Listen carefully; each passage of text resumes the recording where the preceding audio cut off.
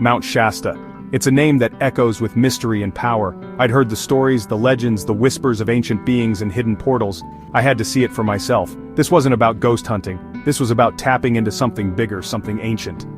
I arrived at the base of Mount Shasta with a mix of anticipation and trepidation. The air was crisp and clear, charged with an energy I couldn't quite place. The towering peak seemed to pierce the heavens, its snow-capped summit gleaming in the afternoon sun. I took a deep breath, feeling a sense of peace settle over me. This was going to be an experience unlike any other. We started our ascent early the next morning. The forest was alive with the sounds of nature. Birdsong, rustling leaves, and the gentle gurgling of a nearby stream. The sun filtered through the canopy, casting dappled shadows on the forest floor. The peace was almost tangible. As we climbed higher, the air grew thinner and the trees began to thin out. We emerged into a clearing, greeted by a breathtaking panoramic view of the valley below. It was breathtaking, a view that stretched on forever. But something felt off, like we were being watched. The higher we climbed, the stranger things got. The air crackled with an unseen energy. The very rocks seemed to hum with an ancient power. Our local guide, a weathered old-timer named Jeb, just grinned. "The mountain's talking to you," he chuckled. "Listen close." Jeb regaled us with tales of the Lemurians, a race of advanced beings said to inhabit the mountain's hidden depths. He spoke of Bigfoot sightings, of strange lights in the sky, and of a hidden network of tunnels and chambers deep within the mountain. The air grew noticeably colder as we approached a particularly dense section of forest. A heavy mist rolled in, obscuring the trail ahead. The air was thick with the scent of pine and damp earth, but there was something else too. A musky, almost metallic odor that sent chills down my spine. "You feel that?" I asked, my voice barely a whisper. Jeb nodded slowly. "Something's nearby," he said, his eyes scanning the trees. "Something old." And then we saw it. A gaping maw in the side of the mountain, almost completely hidden by a curtain of moss and vines. It was as if the mountain itself was inviting us in, daring us to uncover its secrets. Jeb hesitated for a moment, his gaze fixed on the cave entrance. "This wasn't here before," he muttered, more to himself than to us, but curiosity, as always, got the better of us. We had to see what lay hidden within. Stepping inside felt like crossing into another world. The air grew heavy and still, the silence broken only by the sound of our own breathing. The temperature dropped dramatically, a stark contrast to the warmth of the day outside. The air inside the cave was thick with the smell of ozone, like after a lightning strike. We pressed on, our headlamps cutting through the oppressive darkness. The walls were rough and damp, adorned with strange glowing lichen that pulsed with an eerie light. The path sloped downward, deeper into the heart of the mountain. It felt like we were descending into the bowels of the earth. Then we rounded a bend and there he was, tall, slender, with skin that shimmered like polished jade. His eyes, large and almond-shaped, glowed with an otherworldly light. He wore a simple robe of woven fibers, and his long silver hair flowed down his back.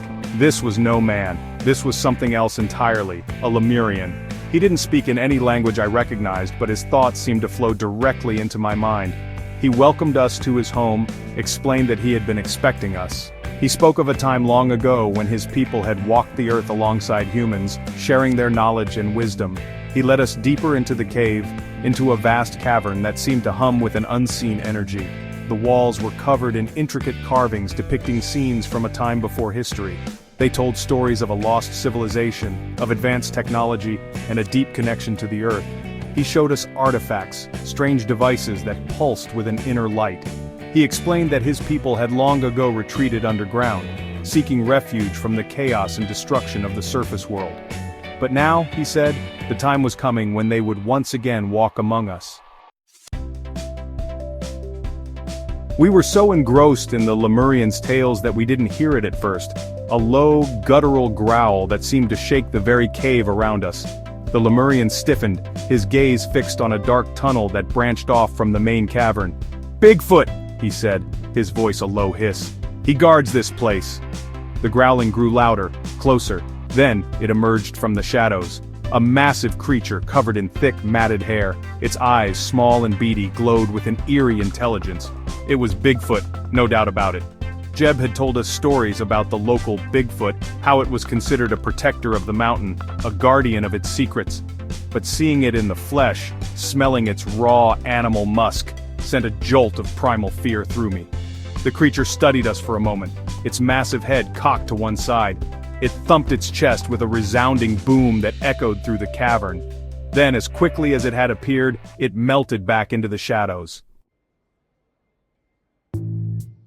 Section 6. The Reptilian Encounter. The tension in the cavern was palpable.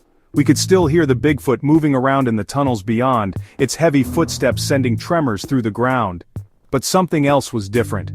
The air crackled with a new kind of energy, a cold, malevolent presence that seemed to suck the very warmth from the air. From the shadows, 3 figures emerged, tall and reptilian, with scales that shimmered like oil on water.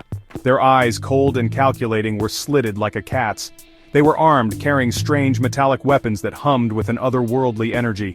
Reptilians, the Lemurian hissed, his eyes narrowed. "They are not of this place," he said, his voice laced with venom. "They seek to control the power of the mountain." The reptilians surrounded us, their movements fluid and precise. They spoke in a series of clicks and hisses, their words indecipherable but their intent clear. They were after something, and they clearly saw us as a threat. Section 7. Flight from the Depths.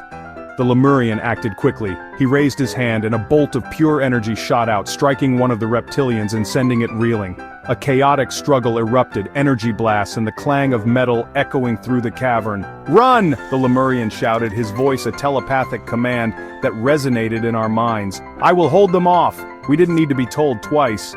We turned and fled, our headlamps bouncing wildly as we scrambled back the way we'd come. The sounds of the battle echoed behind us, urging us onward. The tunnel seemed to stretch on forever. We could feel the tremors from the fight behind us, the very mountain seeming to shudder under the assault. We finally burst out of the cave entrance, gasping for air, the warmth of the sun washing over us like a blessing. Section 8. Back to reality, sort of. We didn't stop running until we reached the tree line. Jeb collapsed against a tree, his chest heaving. "What in tarnation was that?" he gasped, his eyes wide with disbelief. I didn't have an answer for him. How do you explain a Lemurian, a Bigfoot, and reptilian beings from another dimension? It was like something out of a science fiction movie, but it was all too real. The sights, the sounds, the smells, they were all burned into my memory. We made our way back down the mountain in stunned silence. The normalcy of the everyday world seemed surreal after what we had experienced. The chirping of birds, the rustling leaves, even the traffic noise from the distant highway, it all seemed strangely muted, as if we were watching the world through a thick pane of glass. Section 9. Mount Shasta's Enduring Mystery.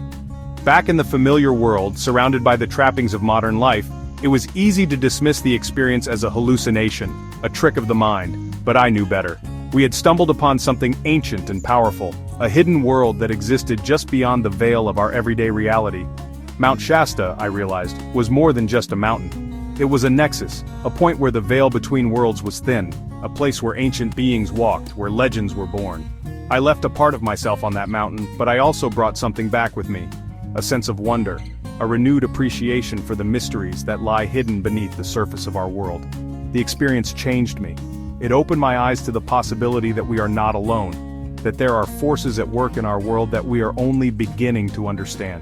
And it left me with a burning desire to uncover the truth, to delve deeper into the mysteries of Mount Shasta and the secrets it holds.